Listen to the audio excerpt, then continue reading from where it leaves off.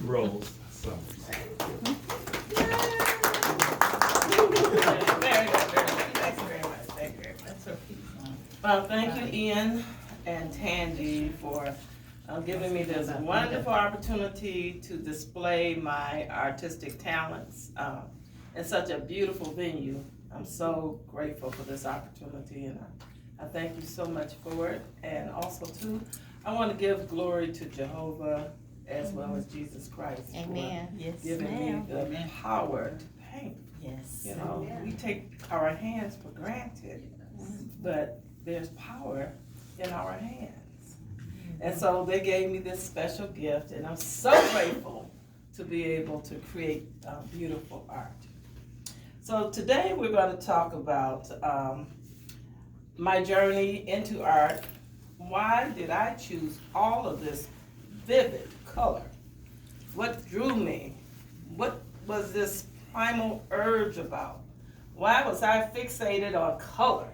And then we're going to talk about a couple of the series that's represented here, the Colorful Men series, Carmelina's, what they represent to me, and a little bit about artists that motivated me, historical artists that I admire, and took a little bit of what they do and incorporated it into my work. Okay. Growing up on Detroit's east side, Fisher Street, 1 block north of the famous Indian Village, there was a Wortham School, and then, what's his name? Robin Williams. Robin Williams went to the school. And it was interesting. We lived on Fisher Street, but we never just went 1 block over to walk down that beautiful Indian Village area. I guess because the segregation was so strong, it was just like quiet segregation. You knew where to stay. You didn't go any further. But anyway, as a little kid, I was aware of the colors around me. I was aware of the browns, the grays, the muted tones in my community, the winter scenes with the dirty snow. And that was kind of depressing for me as a child. And so I longed for color, but I didn't know that that was the thing that I wanted to incorporate into my life until I became 9 years old. For some reason, when a child turns 9, they wake up. And all the crap they've been fed up to that age, they like, at 9, wait a minute, So at 9, I was introduced to color. And I was introduced to color through my father, actually. He was a sanitation engineer. Anybody know what that really is? Collector. Mm-hmm. Collector. Yeah, he was a garbage collector. He was a garbage collector. But every Friday, every single day when he went out on his route, he would take a bath. He would shave with that shaving cream. Magic. Magic, yeah, it smelled horrible. Sulfur. The sulfur just stayed in there. He would shave with that. And then he would sing his little song. In the evening when the sun goes down, I see my baby and that's why I know. Hallelujah, I just love her. So he just humming and singing the song and shaving. And I'm like, where is he going? Then he put his clothes on and his brute and off to the garbage cans. Slinging garbage cans. Now he was a good looking man. So I guess he figured, I can't be out here looking like garbage. When inside himself he felt good about himself, so he made sure he was cleaned up before he went to work.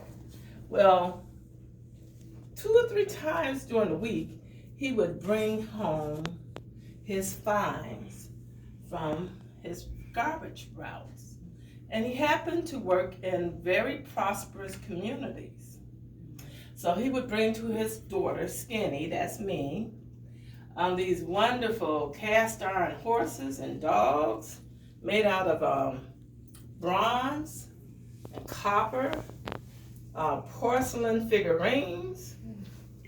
He would bring me medical dictionaries and tea sets and all kinds of interesting little things. And so I would wait every week patiently on my father to bring me these little gifts. I was so proud of what he brought me. He was so happy to give them to me. He was my joy. My father was my joy. My mother was my joy too, but she wasn't too domesticated. And I think her lack of domestication led to my father arguing on the weekends. He was very, intensely argumentative on Saturday. And I couldn't figure it out till actually recently. And I came to the conclusion that, when you're married to men, this is for the women in the audience. When you're married to men, they want their underwear in the right place, the shirts ironed and taken care of, good food on the stove and table and so forth and so on. And if you give them that routine, they're happy campers. No problem. But if they, my father was really, into keeping himself clean and organized, and he'd go to reach for a pair of drawers and they weren't there. So I can understand it. You sling cans for a whole week, and then, you can't get your little basic things taken care of. Okay, I'm getting way off. Come back, Rosemary. Why are you into color? Okay, so anyway, my father brought these wonderful gifts to me, and he brought me a viewfinder. And you look through the viewfinder, and you see these vivid little colorful vignettes of stories in the viewfinder, and I was just totally taken away with that. During elementary school, we went to the library, and at the library, I would get this book called My Golden Book of Fairy Tales. And it wasn't the regular size of books back then. It was kind of long. And it was navy blue and it had a cloth. And every single day, I would browse through this Golden Book of Fairy Tales. And I would pay attention to the little pale girls with the golden hair and the big, huge eyes and the colorful jewels on the frogs that had the crowns on their heads. And all of this vivid color just kind of, it just saturated my thought processes. Because every single day I would go to the library and look at the same book. I didn't look at any other book. So I think that was the beginning of the whole color experience for me, why I started developing a love for color. It was basically a way to escape a very dreary, gray environment and all of that arguing on the weekend. And so I would break open paper bags as a child, and I didn't have white paper, so I break open paper bags and I would draw lines and designs on paper bags. And I would do this for 2 or 3 hours, and I was perfectly content doing this. And then I would just go to bed. So I did my homework, cleaned the house up, cooked dinner, then laid on the floor, and we had a little heat register, and put my feet against the heat register and draw on the brown paper bags for 2 or 3 hours. And that was the beginning of my art career, unbeknownst to me. At 17, however, having had taken a couple of art classes at Kettering High School, Mr. Yost, that was my art teacher, introduced me to Mr. Salvador Dali. And Salvador Dali is known for his incredible, obnoxious, and outrageous abstract painting. Surrealism is what they call it. And I immediately was attracted to his work. I thought his striking, bizarre images were extremely interesting, and I wanted to paint like that. So I went and found me a big old piece of cardboard, and I made my first painting. And what did I call that painting? I didn't write on this one what I call painting. But I made my first painting. And basically the painting was about me and all of my little insecurities as a 17-year-old person. Beautiful painting. I took it with me when I went to Michigan State University and had a roommate, crazy roommate. She told me she was crazy. She said, I'm crazy. I just left the institution. She was being real serious and honest. I'm like, girl, you crazy. That didn't happen. Well, she told me the truth. She said, I'm crazy. And I said, no, you're not. She was. So one day I came home to paint a mural at Operation Get Down, an organization I helped found. And when I returned back to my apartment in East Lansing, Miss Crazy had cleaned me out. Oh. Everything. Hairpins included. Straightening combs, hairpins, brushes, took all my paintings. Oh, I was just hurt. And so she took that painting that I had created, the one that Salvador Dali had inspired me to create. But anyway, as time progressed, I'm in Michigan State now. I'm painting here and there, and very poor. My family couldn't really afford to send me to college. So I just got by any way I could. I met my husband up at State, and we were both, he was weighing about 145 pounds, his height right now. We were just hungry all the time. We were hungry. So what I would do is take my paintings and sell them on the street. So I would just grab my paintings and go up and down the street in the stores, and I would just sell my paintings, and they sold. And then we had us a feast. I was so happy about that.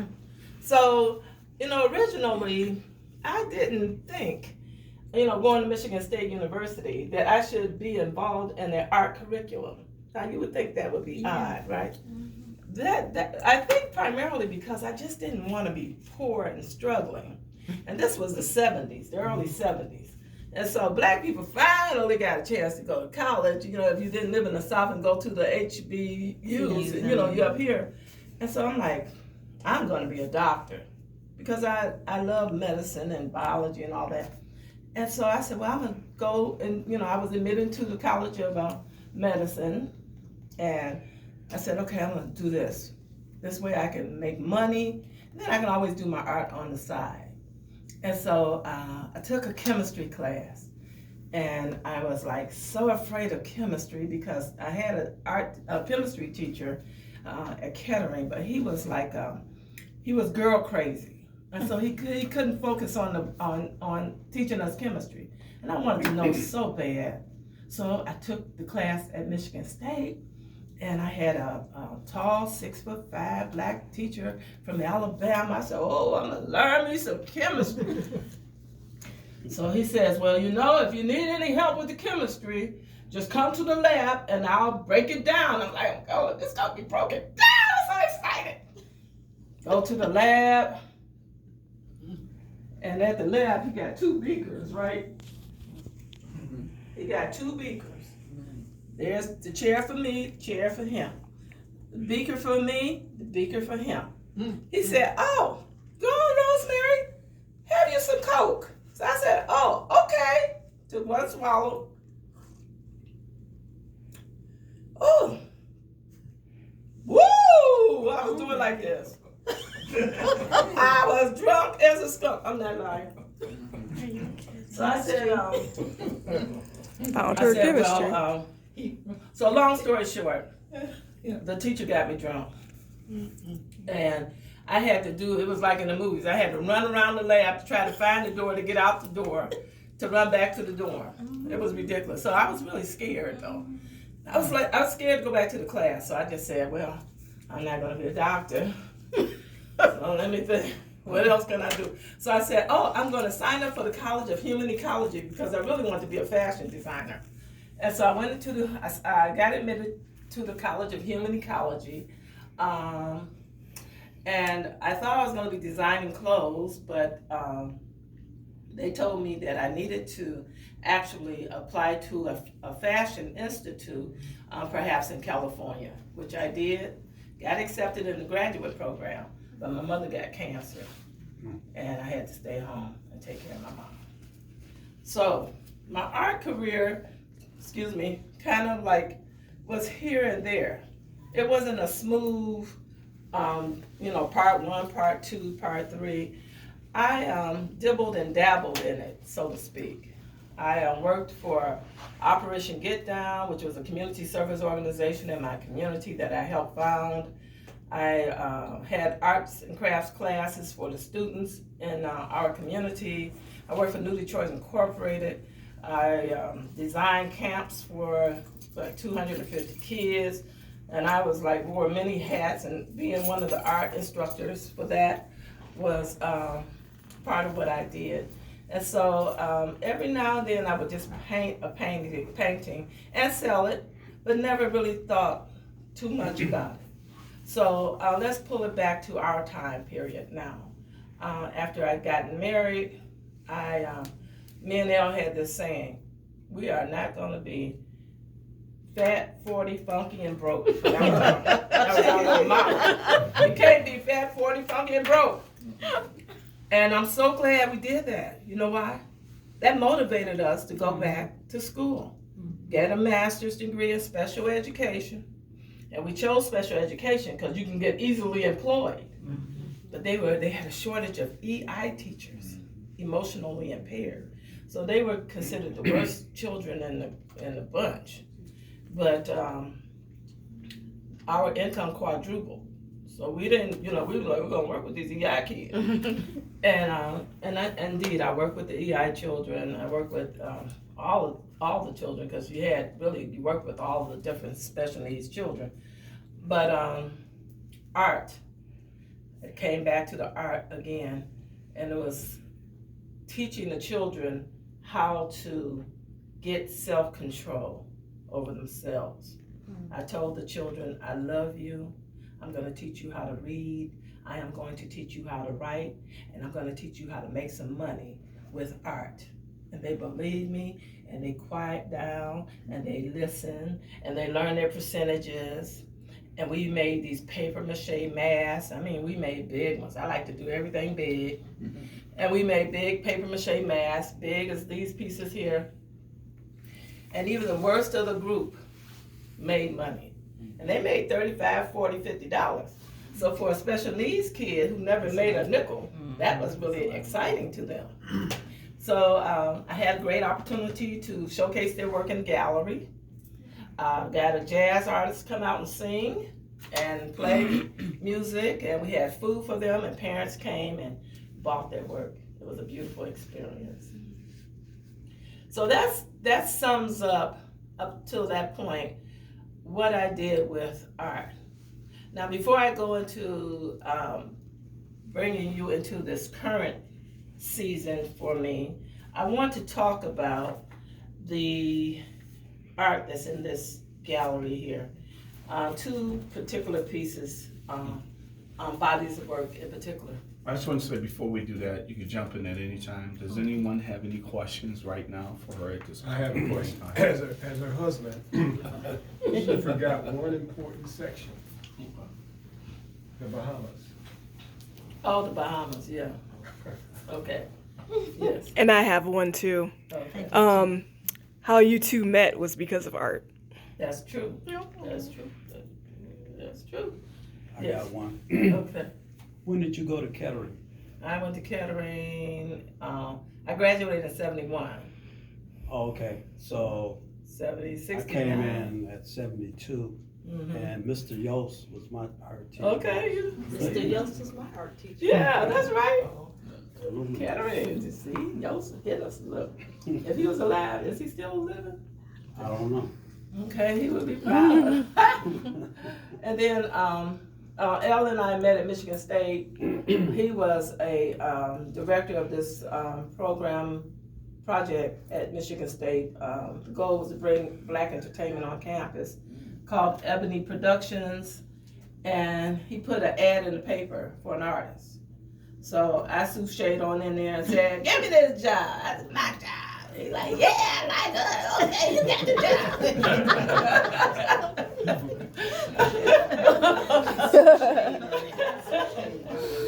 And the rest is history. That's exactly how it happened.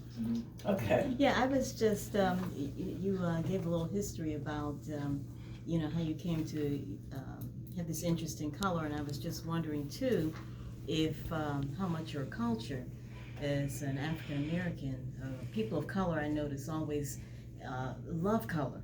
So, and it's often, displayed in whatever they do, so I was just wondering if that also have an influence on you.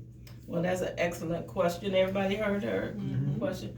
That segues right in with the Colorful Men series. Okay. Because people around me were colorful. In Detroit especially. Men will break out in a pink suit, and pink shoes, a pink hat, pink Cadillac, pink and white interior, Only in Detroit, right? Green suit, same thing, blue, whatever. So, being around colorful men. And then, and like you said, our African culture, even though at that time, in the 70s, in the early part of my life, I didn't really examine African culture that much. I think we did a little bit with being militant, because I was very militant at one time. And I remember we had the black poets, and they would come to Operation Get Down and say their poems, and then they would have the dancers dance. But we really weren't involved in the colorful part of the culture of any particular place in Africa at that time. But people around me were colorful. And I developed the Colorful Men series because I felt like most black men are invisible. In this body of work, the Colorful Men series, I'm looking at the invisible men of our society, and my attempt to have you, the viewer, see inside the painting more than the stereotype and create an interesting narrative. And so I chose to color their faces the way I did, to segment out and color the faces. If you look over here at this wall and behind you, that blue background one, I called him my brother Percy. Primarily because Percy was a very creative person, had a lot of potential, but a lot of the black men in our community rarely got an opportunity to develop the potential.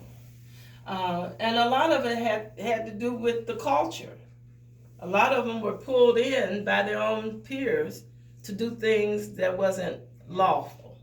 And so because of this, they didn't develop into the people that I could see them as. So I painted the Colorful Men series because I see Percy as someone who is very studious, funny, and calculating. And who knows, maybe he's an accountant. My father could have been a surgeon. I remember one time the dog we had was chewing on a bone, and the bone got stuck in his throat. And his little ears stood straight up on his head, and he was, choking. And my father went inside the dog's mouth with his index finger and his thumb and reached down in his throat and was feeling around for the little ridge bone that he was choking on and got it and pulled it out like pincers. And the dog shook it off and went on about his business. So our men aren't really given the praise and love that they deserve. So I call them invisible, but the Colorful Men, they help you to kind of appreciate there's more to just a regular dude than what you see. And I did want to mention this, case in point, my husband's brothers, Will and Ken. They're taking care of our Elle's mother, 94 years old, my sister in the faith, and my mother-in-law. And they're giving this woman superior treatment. And I think of Kirk Douglas. He's still walking around. He's 103. Kirk Douglas. He's still tiptoeing around. You know why? Because Kirk Douglas got a whole lot of money. And he can afford all of this superior care. But Lola has a whole lot of love. And her sons is taking care of her every little need. And she called, they're like, ah! So there are a lot of black men out here who are beautiful people. And so all we get from the media is what's happening in sports, what's happening in entertainment, and what's happening in the news. And they're gonna make sure every single day you get Joe Blow got shot, and this one over here might have did it every single day. And then they bring up the family. Oh, the families, they're in pain because so-and-so was shot 2 months ago. And there's so much more. Look at this fine man right here. Yeah. There's so much more. You know, look at these fine men. There's a bunch of them. But they lead us to believe they don't exist. They do exist. We looking at them. They in our families, right? Yes, they are. Yes. You know, I wanted to add, when you said that, and I looked at those, especially these three over here, Mm-hmm. that the way you did your colors and the lines, Yes. it demonstrates their that they're multifaceted. They're like a diamond. Yes. Yes. Oh, I Cuts. love that. You know, they have different Oh, I cuts, didn't and think that's of the that. beauty of a diamond, Oh, I is love how it's that. cut. So they're multifaceted individuals. I am taking that now. I love it. Very I kept well wondering said. what those cuts meant. That was crazy. I love it. Multifaceted. Multifaceted. And it's true. Yeah, they are. I mean, my uncle was a carpenter. Nobody taught him how to make build a roof, a house. Yeah. You know, build rooms on the back of rooms, you know, and the whole 9 yards. So that's why I created the Colorful Men series. And I will continue to create the Colorful Men series. And just one more note regarding this series. The hair is distinctly different to signify the fact that these are individuals with their own gifts, their own flaws, their own personality traits, and so forth and so on. Their dislikes and likes, and so forth and so on. And being black men, they have the opportunity to actually wear their hair just about any kind of way they want to. And so I just love that some of the young people wearing the, you know, the dreads sticking up on their head. I think your grandbaby wears his hair like that. And then they can wear their hair real close to the head, and or wear a ball, or and then they got the beard thing going, you know, and you can do all kinds of stuff with the beard. And we're so creative. I know within the next 2 or 3 years, we're gonna see somebody braiding up the beards and having all kind of braided beard designs going on, and we're gonna think it's cool. So that is why I created the Colorful Man series. Any other questions regarding the series before I move on? I'm not sure if this is part of your series, but I was especially captured by the picture in front Mm-hmm. of the mathematician. Yes.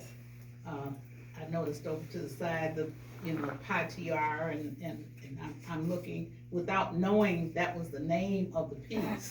I'm just saying, oh, that's my kind of man. He knows about math. And you saw the name. Yeah, it's Now, great. is It's this a great part of piece. Thank I'm you. sorry. That's Is the this one intent. part of the Colorful Man? Yes, this is the Eons of Ian. Now, when I painted this is Mr. Ian. Mr. Ian, come here, let people see you. Oh. Now, when I painted this painting, Okay. that was not in my mind, consciously anyway. Then I got through with it. I said, oh my goodness, he looked like Ian. I said, oh my goodness. I said, oh. And me and Elle, we always get into these discussions about what the painting is representing and so forth. So we named it the Eons of Ian because the background represents all of this wonderful activity that he's always involved in. Never sits down. And even if he does, his brain is working 50,000 miles an hour. So that's what all the activity in the back is supposed to be back. And the purple for royalty? Yeah, of course, he's a royalty. He's wearing it now. See, right. So he's the end. And getting back to you, Pat, yes, the mathematician, I made him large because there are a lot of mathematicians in our culture. And I have a couple of quiet cousins who are like, they just knocked the engineering department out at Michigan State. You know, he did his 4 years in engineering, then one got a master's in engineering, then one got a doctorate. And look, and he's just quiet. He's just like, I have a nephew that has 2 degrees in engineering. yeah. Yeah, and so, you know, it was like, yes, this is great. Right. So, so that's why I will continue to do. Oh, and let me make note at Sir Charles. Now, Sir Charles, stand up. Now, I didn't do this. I met him when I came here to hang the pieces. But I had already named this piece Sir Charles. And let me tell you about the process since we're talking about this. One of my processes is, the way I attack a painting is I don't think about what I'm about to do. No, I don't sit there and say, I'm gonna make a face here and then I'm gonna put this over here. I don't do my work like that. What I did with this particular painting is I put the colors in the center of a blank canvas and I just swished it all up. And then as I mixed the colors, the image took form. And I said, oh, this is look like a guy, okay. And then things just start happening. So it just kind of evolves on its own. I just get the process going, and then I look at it and I say, what is this trying to be? I said, oh, he's a guy. And I got him, his lips are tooted because he was trying to say something. You know, it's as if somebody took a picture of him saying something and his lips tooted. So I gave him a little sinister mustache because I thought that added element to him and a colorful background. All right, any more questions about the New Colorful Men series? Well, we move on. One question. Well, So with your paintings, you don't start out sketching with pencil, just a regular pencil. Some I do. Oh, okay. Oh, okay. With the Carmen Lena series, I'll talk about that. Okay. That process I actually did. And I can't remember what motivated me to start the first one. I don't remember. But with the Carmen Lena series, I was influenced by 2 artists of the 19th century. One, his name is Amadeo Clemente Modigliani. And he was an Italian Jewish painter and sculptor he worked mainly in France. He is known for portraits and nudes in a modern style characterized by elongation of faces and necks. So there's one painting here, you all can't see this one, but the neck is very long, elongated. But if you look at this one, this is the proposal.